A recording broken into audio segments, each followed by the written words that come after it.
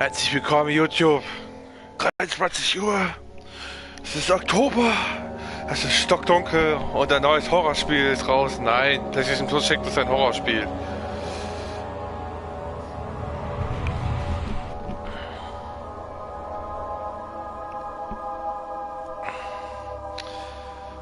Was ist das neue kostenlose PlayStation Plus Umsonstspiel, ein Horrortitel? Don't forget, some things mustn't be forgotten. The shadow hunting me. I must hurry. My name is Daniel. I live in London at Mayfair. What have I done? This is crazy. Don't forget. Don't forget. I must stop him. Focus. My name is... I am Daniel.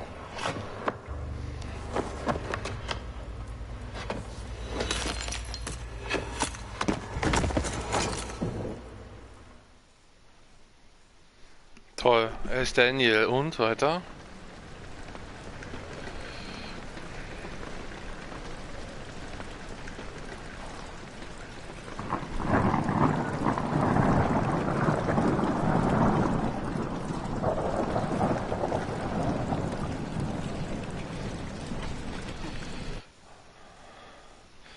So, Spiel, bitte jetzt nicht weitermachen. Ich mache nämlich das Wegmachen. So gefällt mir das besser. Weg, weg, weg, weg.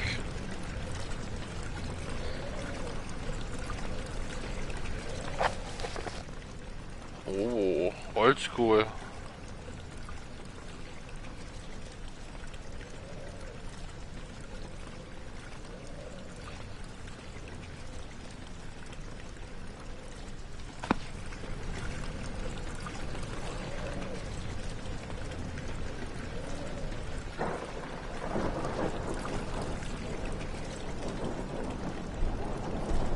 Jetzt weiß ich, wieso am Anfang des Spieles stand, spiele im Dunkeln, spiele tief in der Nacht und habe ein Headset auf den Ohren. Da merkst du nämlich, wenn ich so gucke, rechts auf dem Headset, Gewitter und Regen.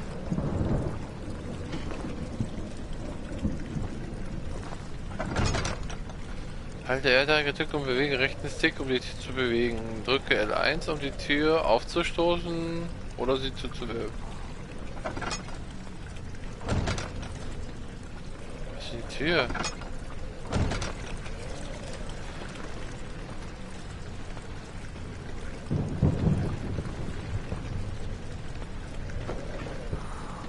Hi, my name is Thomas Grip and I'm one of the co-founders of Frictional Games. I worked with engine code, gameplay code, design and many other things signed behind the different parts of the game.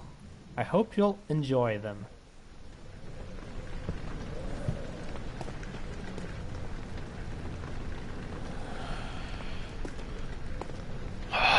Ich krieg schon wieder Gänsehaut, wenn ich sowas zocken muss. The name of this level is Rainy Hall, and it's supposed to be a combination of atmosphere setter and tutorial for the player. We wanted the player to start the game in a slow way so they could settle in and get used to how the game works. Amnesia is not a game with constant action happening all the time, and we wanted to have a constrained map where the player gets used to this. The only thing you need to do is to follow the track and get to the end of the level. Also, following tracks is something that becomes very useful in later levels, so we try to teach players this from the start.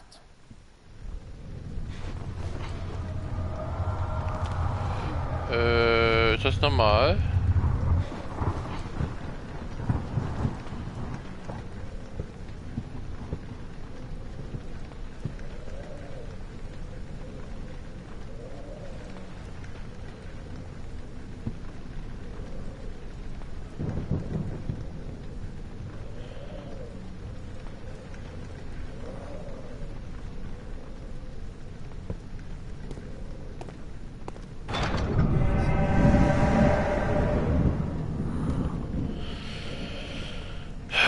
Was habe ich mir da ausgesucht?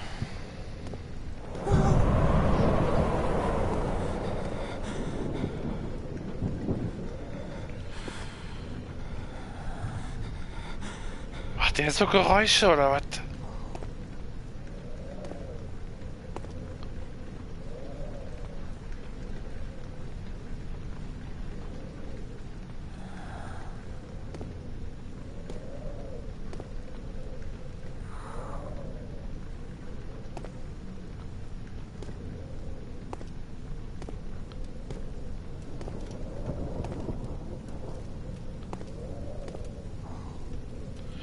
Ich sehe 0. Mit Zündbürsten kannst du Kerzen oder andere Lichtquellen in deiner Umgebung entzünden. Die aktuelle Anzahl der Zündbürsten bestimmt. Okay. Körperlicher Zustand. Geistiger Zustand. Okay.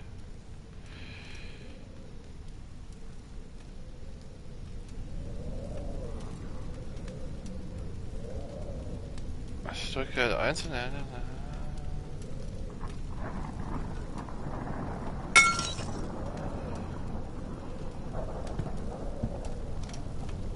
Klar, sowas kann ich auch hochheben hier.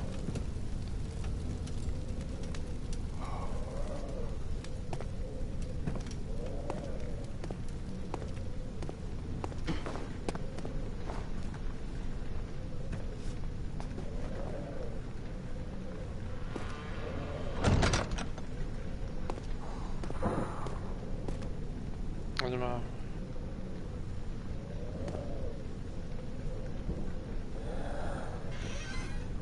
Ah, so kann man Türen öffnen. Aha. So.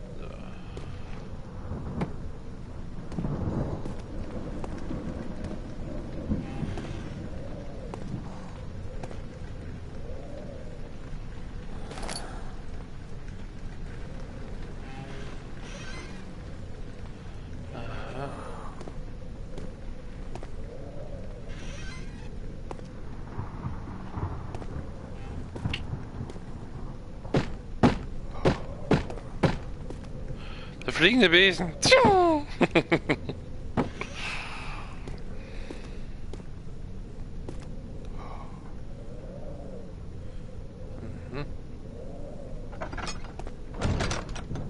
Nee, wie geht denn die Tür jetzt auf? Ah. Oh mein Gott, was spiele ich bloß heute?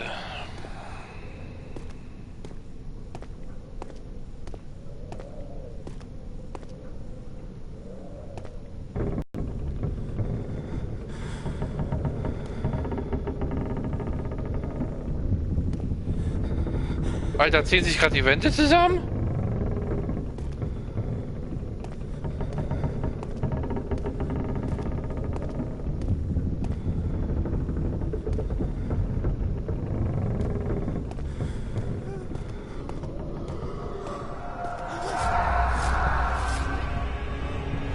Hm? Was ist jetzt los?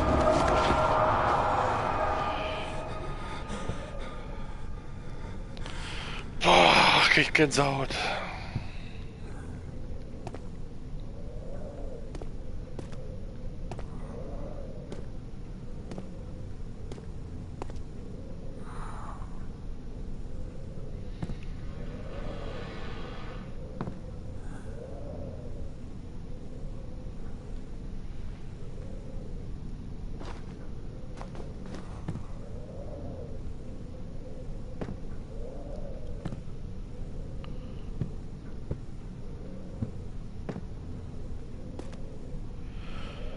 Alter, wieso muss das so stockdunkel sein? Ah, das mag ich überhaupt nicht.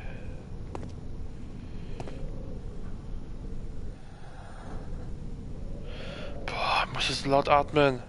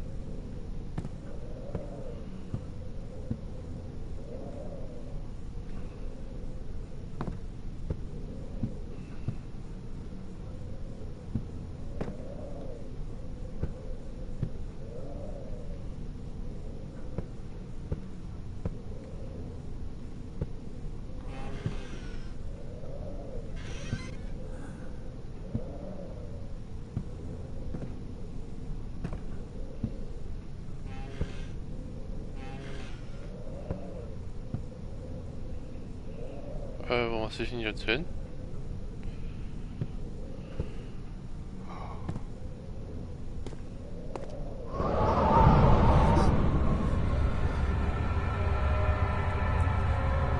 Achtung, wenn du in der Dunkelheit bist, wird sich deine geistigen Zustände allmählich verschlechtern. Zünde die Lichter in deiner Umgebung mit Hilfe des...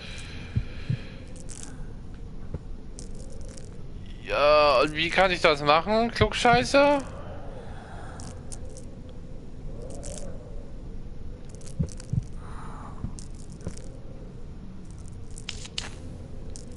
Ah.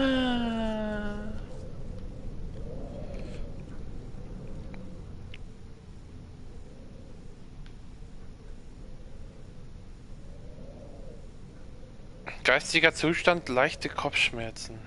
Mhm.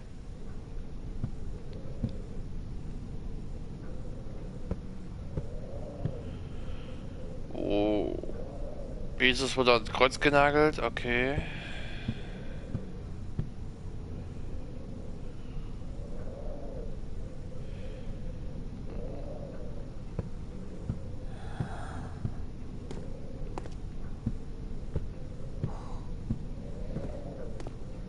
Also es geht nicht ums Gewinnen und nicht ums Kämpfen. Heißt also, es geht nur darum, sich in die Hose zu scheißen.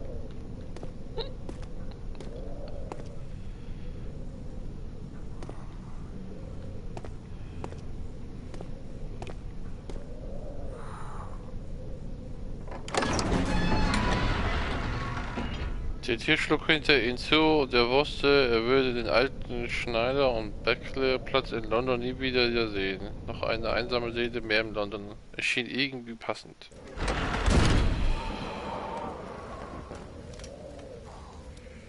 Oh, jetzt sieht schon mal angenehmer aus.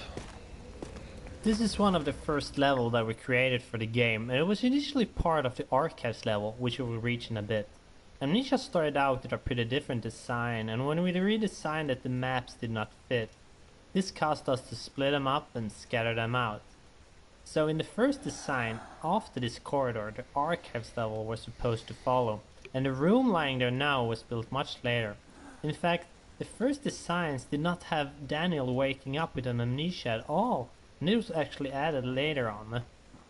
In the first story, Daniel still had hidden memories, but he was unaware of the story. However, as we redesigned things, we found the waking up with amnesia thingy, although a bit cliché, much more fitting. Ein Rätsel lösen?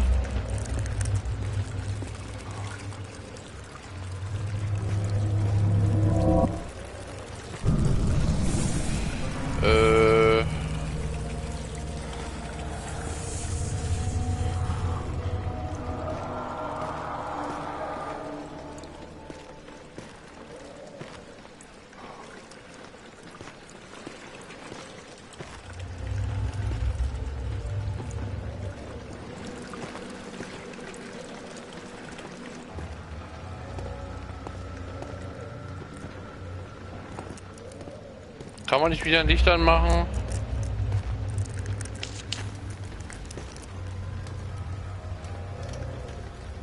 Das bringt wohl gar nichts, hä?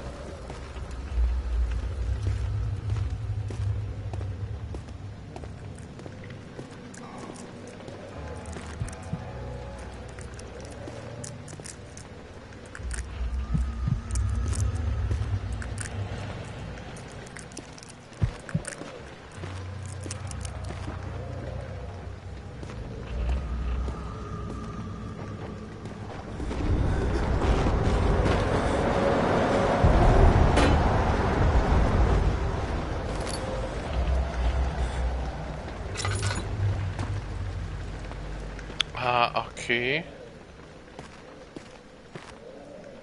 The editors themselves went through a lot of design changes during the development. Not that many in visual appeal as in internal stuff, like data structures and handling. This happened mostly because at the beginning we only knew the basic stuff that needed to be in them, and as they grew in features and functionality, they started to kind of fall apart, mostly due to my big lack of previous experience in projects like this. Right now, aloud, what the hell still sounds in my head when I look at some parts of the code, but I am still proud of them. They can also get a bit buggy at times, but hopefully this won't happen again in the future. And I already got some nice ideas for the next iteration of the tools. So, jetzt lass mich jetzt mal gucken. Tennis, spendet Lichtendunge um die... Okay, habe ich ein Zeitlimit für das?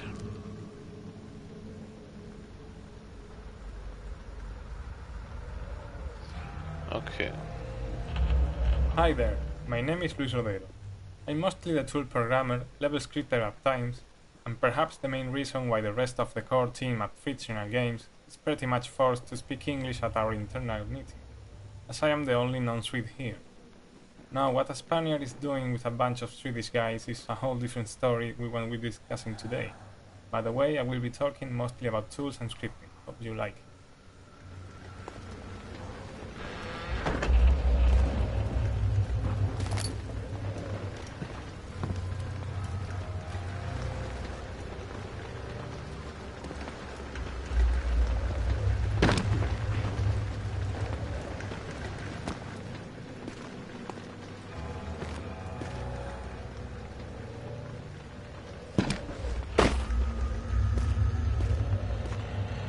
So, jetzt lass mich noch mal...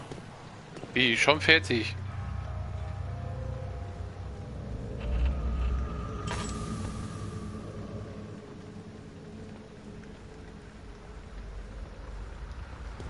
Aha.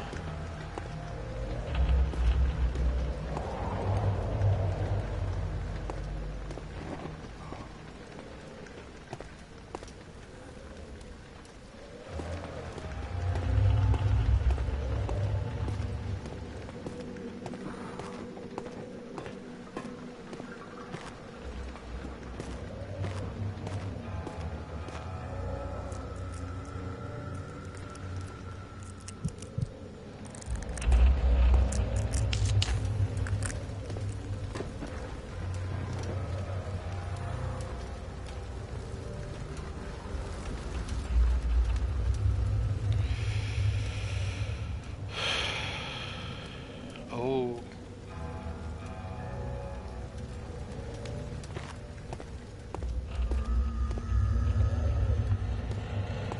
Kann man die vielleicht mitnehmen? Nee. Boah, ich muss die Helligkeit höher stellen. Ich sehe fast gar nichts.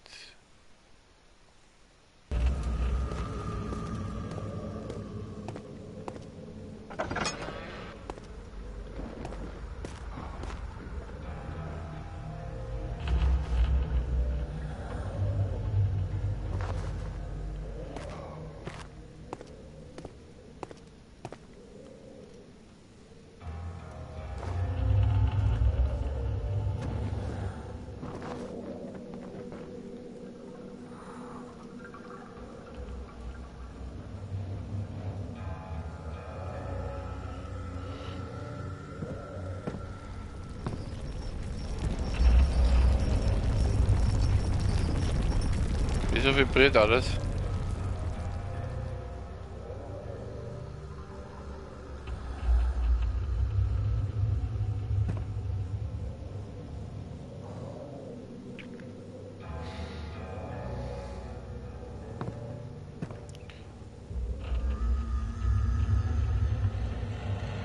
Hä? Wieso steht da eine Puppe?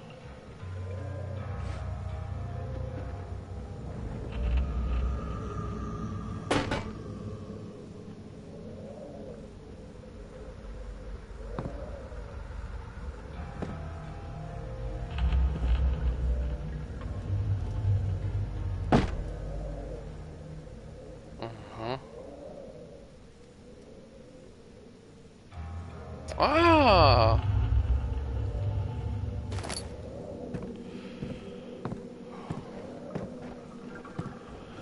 Das heißt im Klartext, ich muss alle Bücherregale leer machen oder was?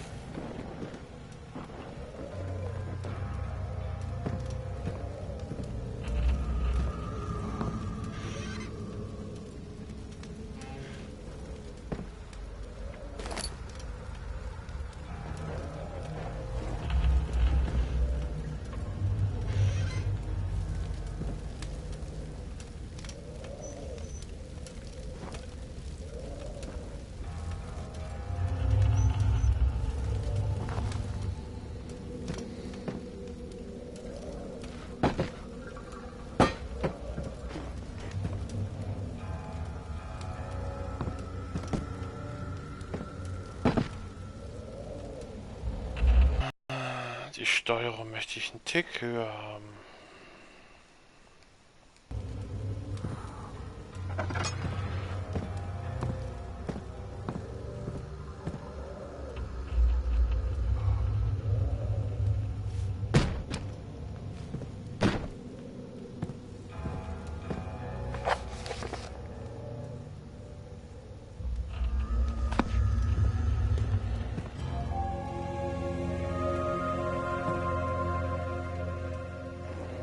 Hello everyone, my name is Mikael, and I'm the writer for Amnesia, The Dark Descent. Hello everyone, my name is Mikael, and I'm the writer for Amnesia, The Dark Descent.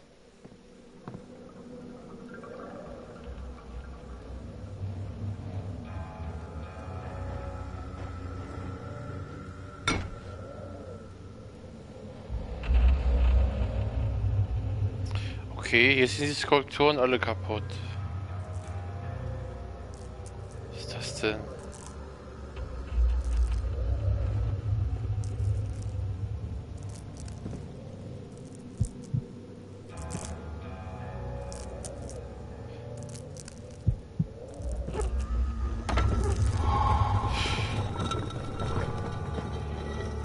Das wollte ich noch gar nicht. I think we can all feel the story kick-starting as we finish the letter from Daniel.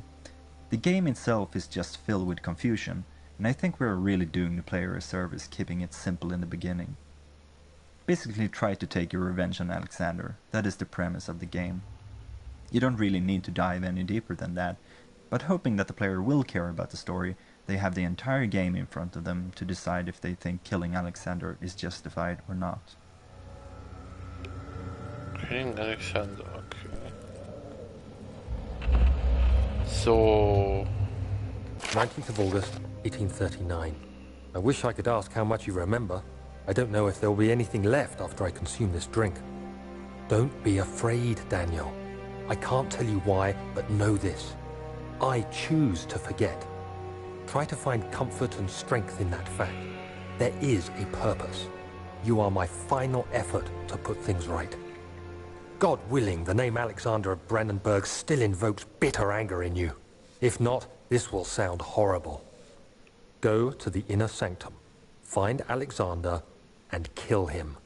His body is old and weak, and yours, young and strong. He will be no match for you. One last thing. A shadow is following you. It's a living nightmare, breaking down reality. I have tried everything, and there is no way to fight back. You need to escape it as long as you can. Redeem us both, Daniel. Descend into the darkness where Alexander waits and murder him. Your former self, Daniel. Also bin ich der Daniel, ich habe mir gerade das Gehirn weggehauen, oder was? Total logisch. Ah, so sieht Öl aus, okay. Die Dunkelheit verfolgt mich.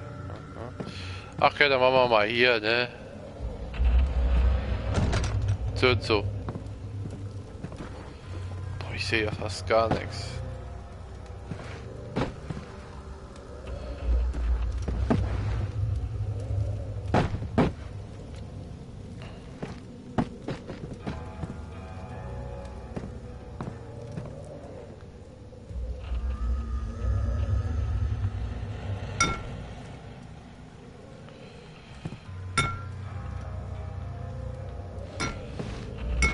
Liegt hier irgendwas drin, ey?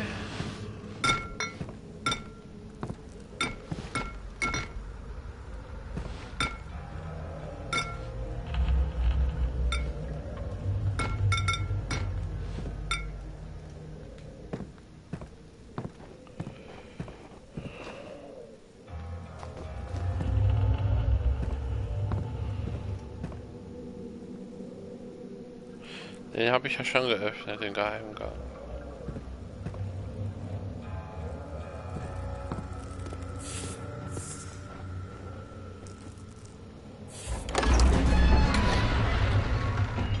Ein anderes Kind trieb ihn an. Er hörte, wie sein Name gerufen und aufgefordert wurde, Es zu tun. Turi das wirklich, dachte der kleine Junge und schlug sein Opfer mit einem Stein.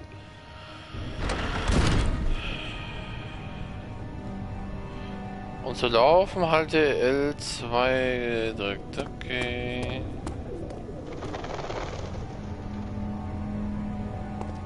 Oh, das sieht schon ein bisschen heller aus. Nicht so dunkel.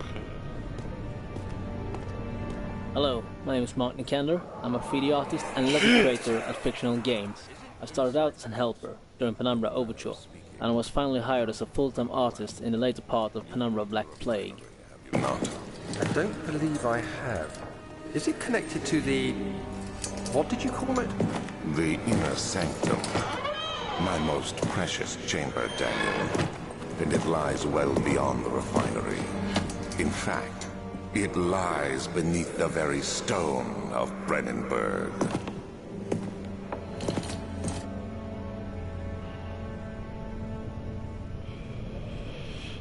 Brandenburg, da liegt es unter einem Stein. Hello, my name is Mark Nikander. I'm a 3D artist and level creator at fictional games. I started out as a helper during Penumbra Overture, and I was finally hired as a full-time artist in the later part of Penumbra Black Plague.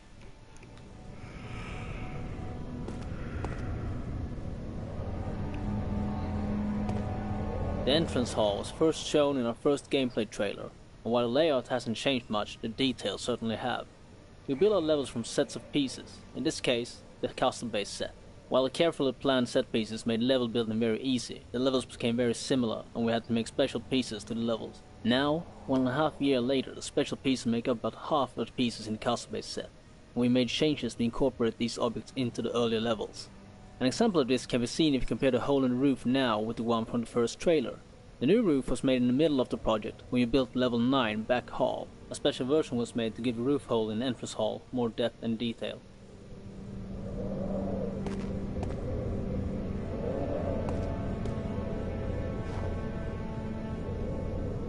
Blätter. Da gehe ich nicht runter.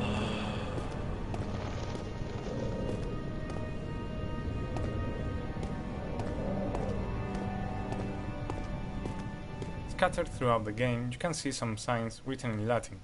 The reason for using it is that it was considered a language of culture and science, as most scientific and philosophy authors wrote their works and treatises in it. As we are dealing with a castle dwelled by a pretty smart guy that has been around since the Renaissance period, Latin all around the place was something we should expect. Being the only guy in the team that had a direct contact with Latin, in high school to be more precise, well, it was kind of logical that any translation to be done would have my name on it. Translating stuff into Latin was kind of strange and fantastic to do. At first I had a classic Latin dictionary, so if I had to translate any modern term, I would have to track its etymology down to the Latin equivalent, or look for a synonym or similar expression that had a direct translation. Then I had the luck to come across some dictionary for modern stuff online that addressed most of this stuff for a huge lot of terms, so it couldn't have come in a better time.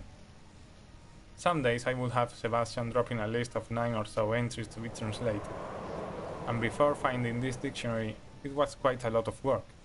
On a side note, we even had a choose your Latin poll on a couple entries, just to pick the one that sounded better for everyone. Results were pretty unanimous, by the way.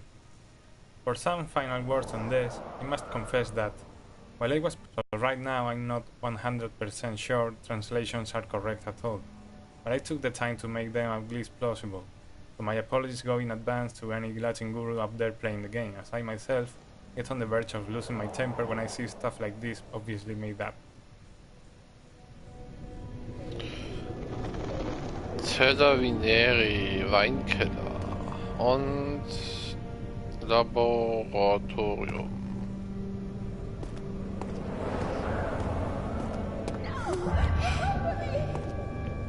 Was?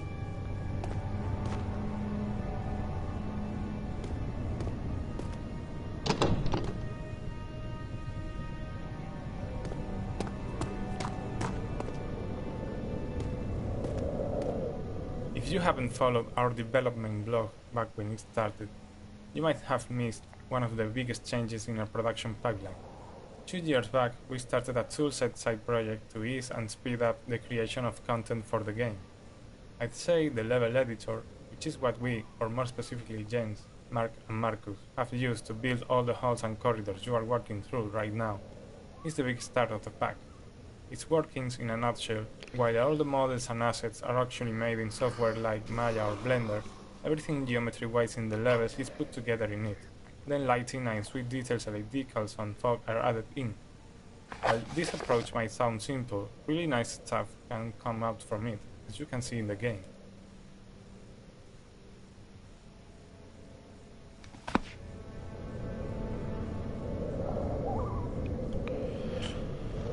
Tja, wo gehen wir jetzt lang? Da lang, nach unten, also zu dieser Stimme. Hier lang.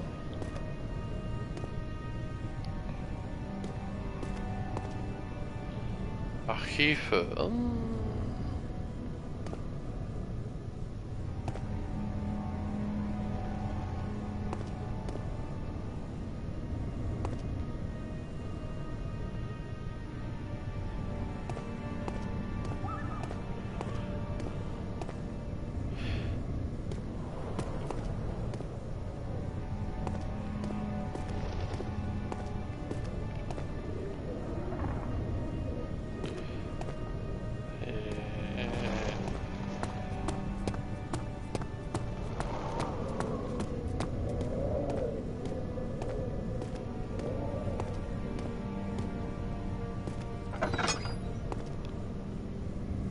Zum Teufel. This is one of the many hub levels in the game, and this is a design concept that we started out with in Penumbra. The idea is to give the player some freedom on where to go, but at the same time give a clear objective. In this level, the slime obstacle is a thing that the player needs to get past, and all other levels then have things needed to do so. The slime itself is one of the few puzzles left from the initial designs, and the one I'm probably the least proud of. Now that slime appears all around, it feels a bit forced that you need to have a potion on the slime. Many testers also complained that they wanted other options in getting rid of the slime, like burning it.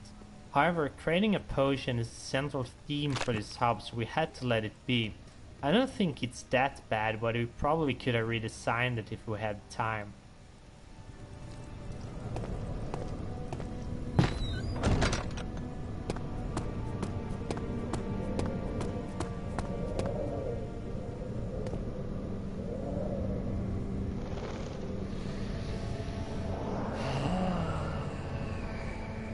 Gibt es eigentlich auch eine Karte?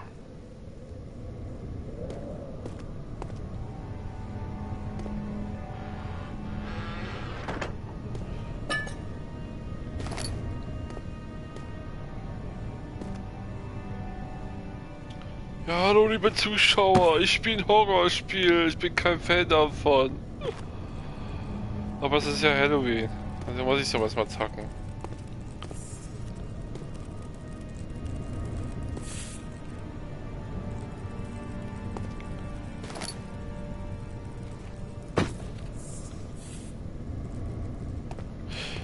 Gib mir mal das Buch, kann man diese Kakerlaken platt machen? Nö.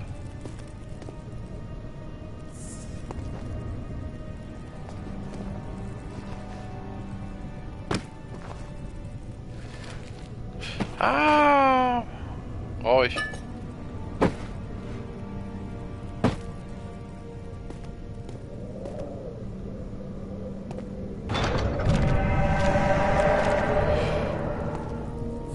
Okay, da soll ich noch nicht rein.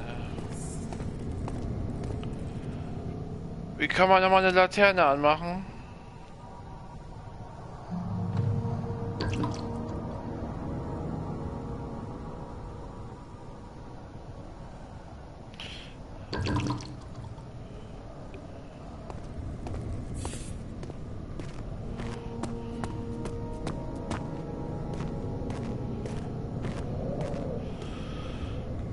Ich gehe gleich da durch.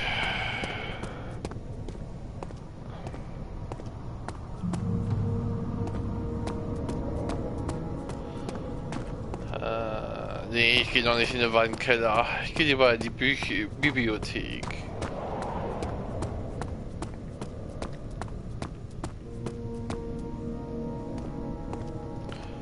Geht's hier lang?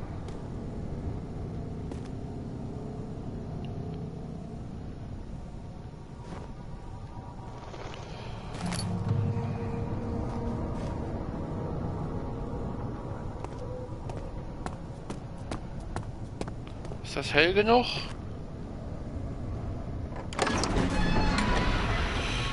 Ich schiele auf den Küchenboden. Tränen liefen in ihr über das Gesicht, als der erste Tritt in den Bauch spürte. Hassel versteckte sich aus Angst, bestraft zu werden. Also das Spiel verstehe ich nicht so richtig ganz. Ich habe mal das Gehirn weggeblasen, weiß nicht mehr, was ich bin oder wer ich bin. Dann finde ich meine Notiz und irgendwas verfolgt mich.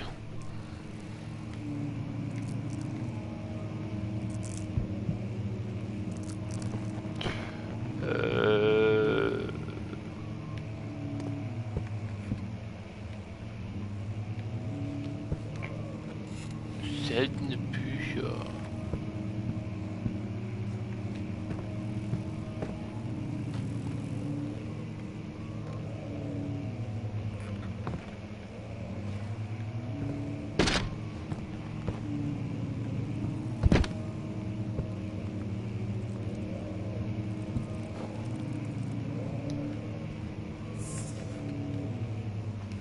Oh, da ist was.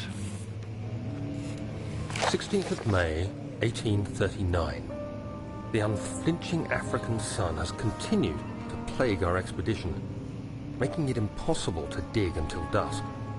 How Professor Herbert managed to find the location in these vast plains of nothingness remains a mystery to me. When I asked him about the tomb again, he told me about the legend of Tin Hanan, the mother of us all. An interesting story in its own right, but I can't help feeling there's more. Later that evening, we uncovered a passage beneath the dunes leading to a sand-covered stone structure. The professor was confident it was the tomb we sought and ordered the others to clear the way late into the dark, cold night. Tomorrow, I shall lead the men into the ancient structure, hoping to reach the burial chamber. No matter what the professor is keeping from me, the dig should yield something interesting to take back to London and the British Museum. Warte mal. Nee. Ach, da kann ich rein.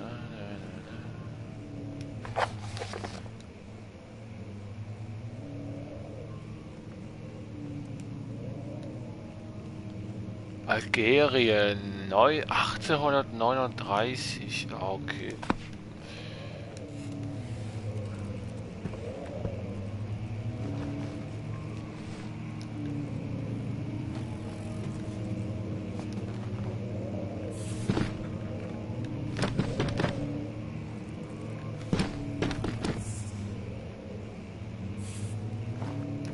Oh nee. Irgendwie habe ich Schiss, dass da irgendwas rauskommt.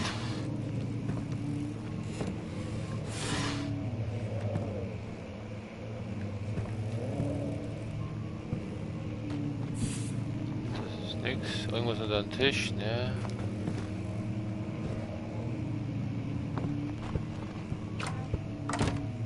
Hä?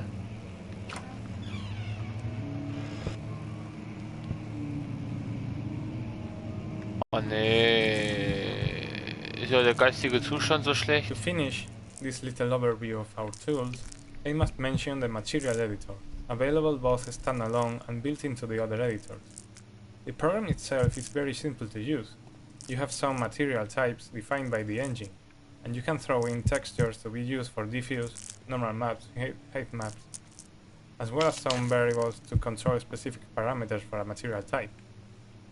When I was writing it, I could just stare while the preview model rotated around itself and the parallax mapping effect was on when testing, just for fun.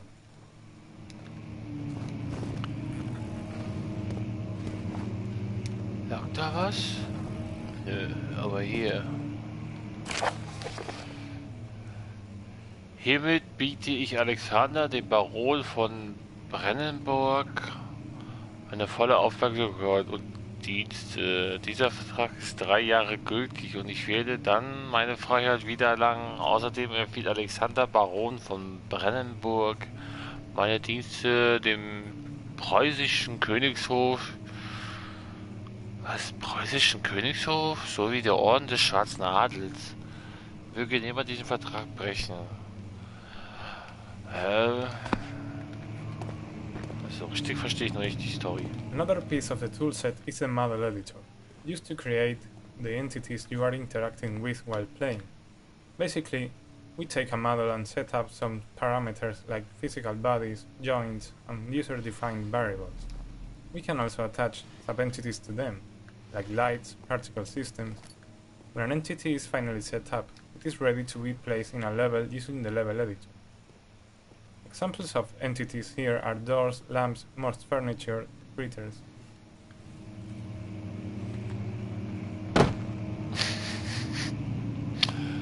Stuhlphysik. Tschuh. Sieht geil aus. Ja.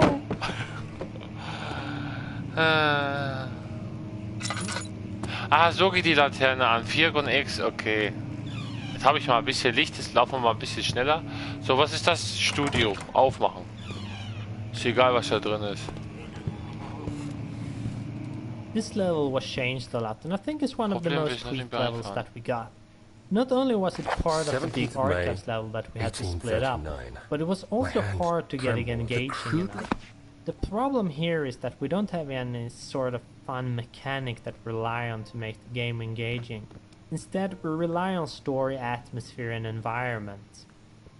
This is true for many other levels and the game as a whole, but these were kind of the one of the larger levels that we made, so and kann ich hier wieder also one wegmachen. that didn't have much puzzles and such. Ich brauche So, Öl! when testing it, we quickly get bored with it, and we wanted to add more spooky events to spice it up. But then later on, testing proved that these events weren't that necessary, and we also felt that they were a bit lame and not fitting, so we decided to remove them. Then, the back part of the level, we wanted to make that a more linear experience, with the current player getting trapped and all, forcing the player to solve the destroy wall and find secret door puzzles. Previously, testers often missed that they can solve these problems. The level is now very different from the early designs. Ich frage mich, was... nee, mache ich jetzt nicht an. Was rührt denn hier so laut? So, das hört sich an wie so eine Riesenmaschine. Nein, mache ich nicht an. Nichts drin. Nichts drin. Oh.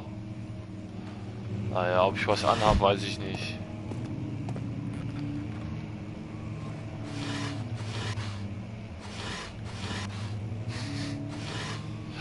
Perfekt.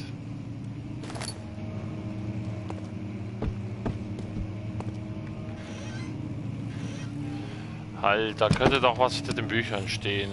Raus mit den Büchern. Nee, doch nicht.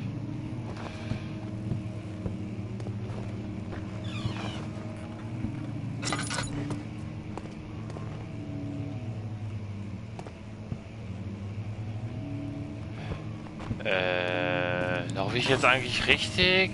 Ich habe keine Ahnung. Ich soll den Alexander finden und ihn umlegen.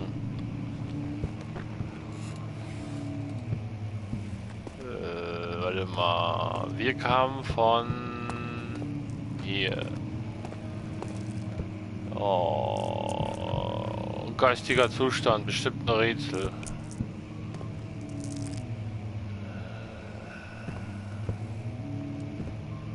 Sag mal, wo bin ich hier gelandet, ey? London in so einem uralten Schloss oder was?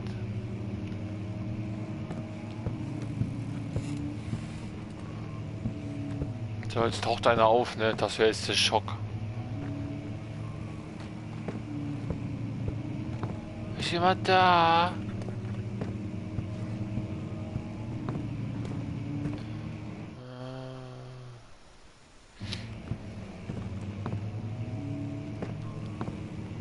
Wie Fuß.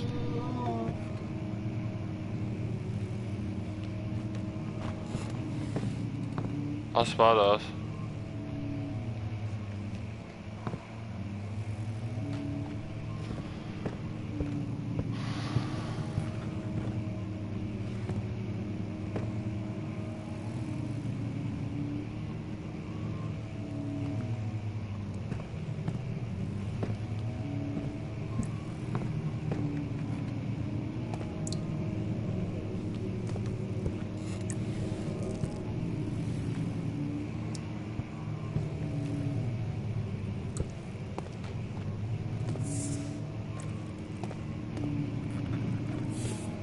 Oh, weg mit dir.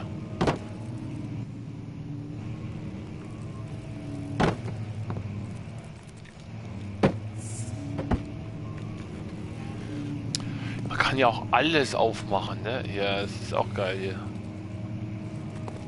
When I started writing, I had only outlined the framework for the story and the first few levels in the game design document, so I ended up finalizing a lot of material for the first levels, and then when those were done, we planned out the last 2/3 or so.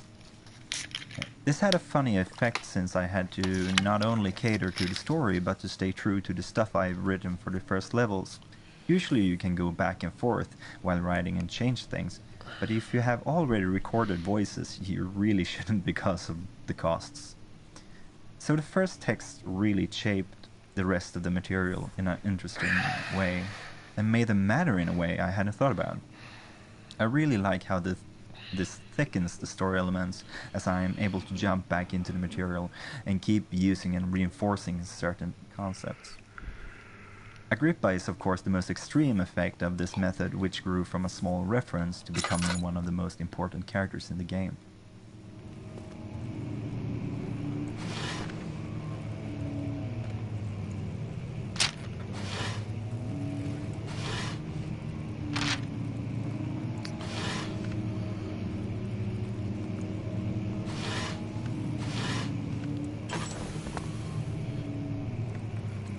Ich wollte eigentlich noch was nachlesen. Ich habe doch irgendwas aufgesammelt.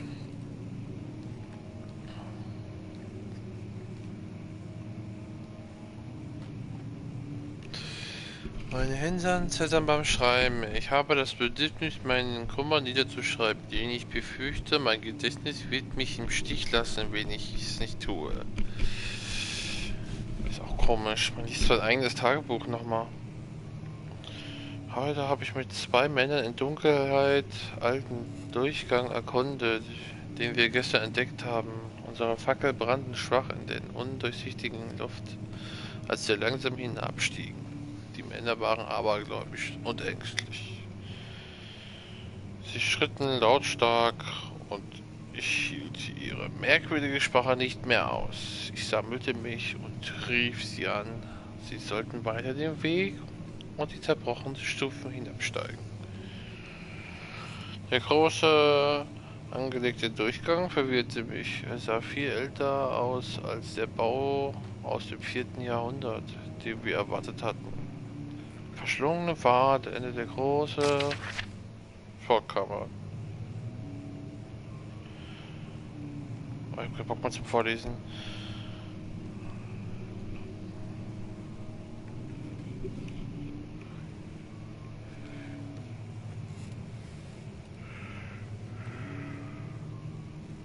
Was? Am hinteren Ende der Kammer verschloss eine riesige Steinplatte, was auch immer dahinter liegt. Ich ließ die Steinplatte anheben und als ich mich durch die enge Lücke zwänge, fiel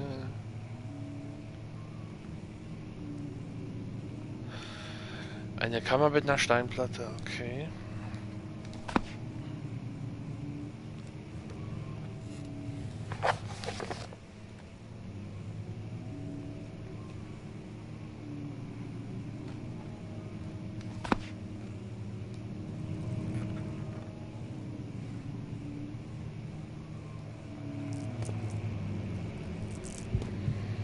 Grundrisse.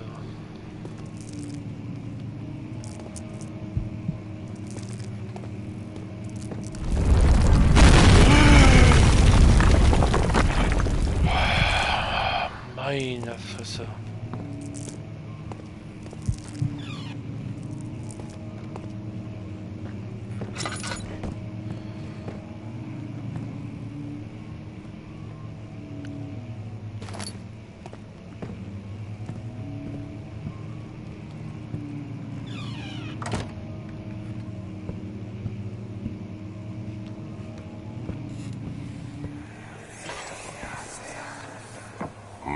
the castle is old and hasn't been tended to for centuries. When the shadow arrives, it won't take long until things start falling apart. We're just buying time anyway. Let's do what we can. There isn't much to be done about the wars. We should reinforce weak structures. The ground will tremble and there's a risk everything will cave in on us, especially downstairs. Here, and there. Let's get the servants working on it.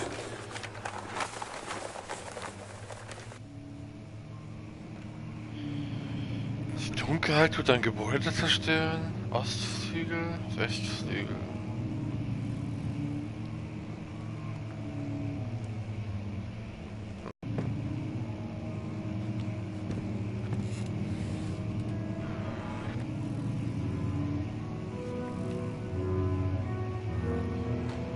Willst du mich verarschen? Spielt einer Klavier? Ich war doch gerade da.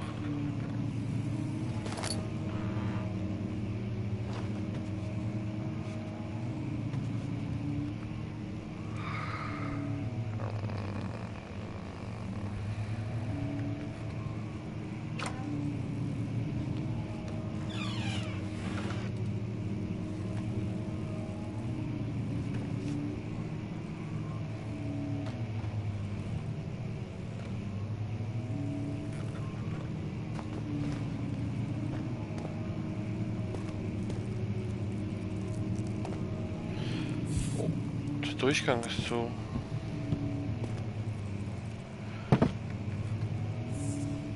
Wieso steht der Stuhl da? Hä?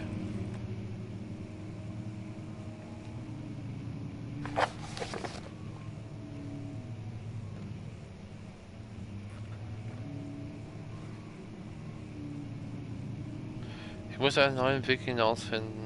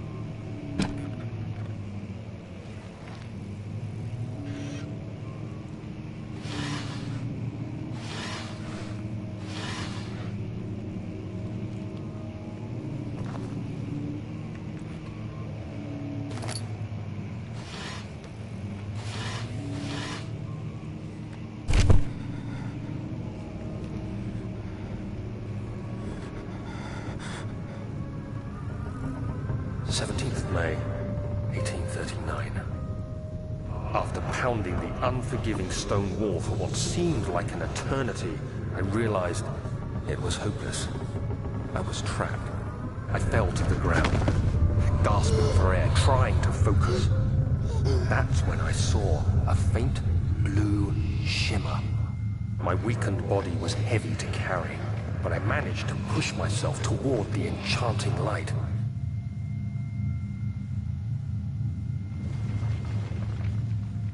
Jetzt sag nicht, ich soll dahin.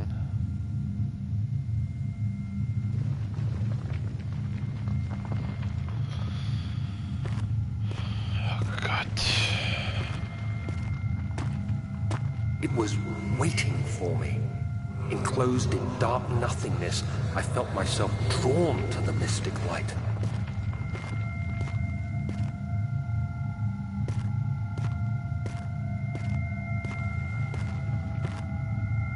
I reached out, closing it in my hands. The faint glow escaped my fingers and began to spark brightly and spirit me away, unlocking alien memories of spiraling towers, endless deserts, and impossible geometry. The next thing I can remember is the grating sound of stone being lifted, the voices of the Arabs pulling me to safety. and grasped firmly in my hands was the broken pieces of a most peculiar relic.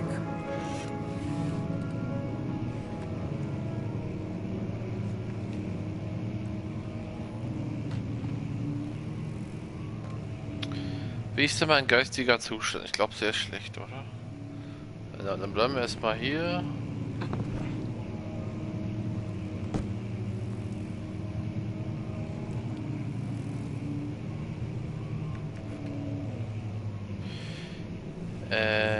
Aber viel kann ich ja eigentlich nichts machen. Ich komme jetzt nicht raus und ich brauchte sowas wie ein Werkzeug. Was ist das?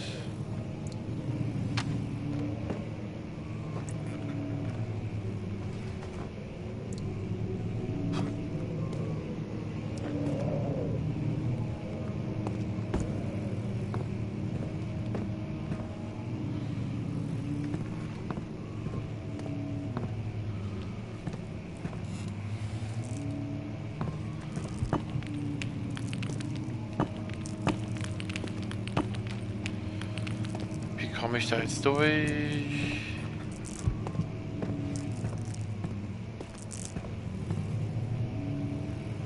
Jetzt darf ich nicht ein Buch dagegen werfen. Ja!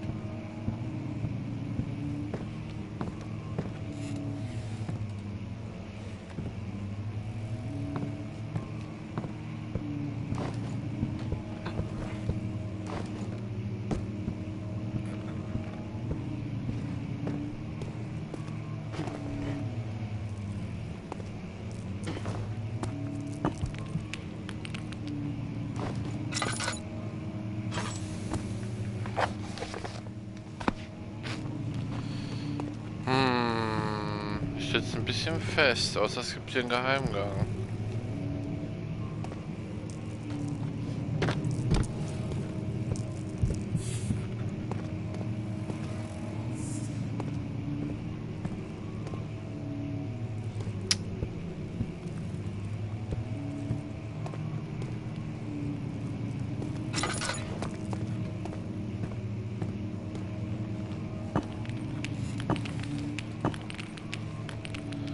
Ich brauche das Licht. Vielleicht habe ich irgendwas übersehen.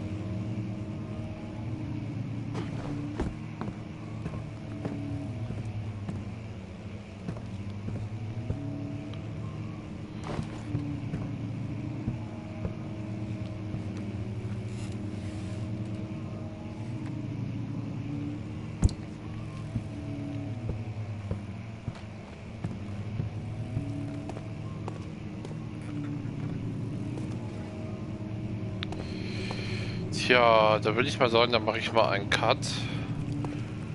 Und mal gucken, ob ich weiterkomme. Wenn nicht, dann ja, war das ein kurzes angezocktes Spiel, ne? Oh, warte mal da oben.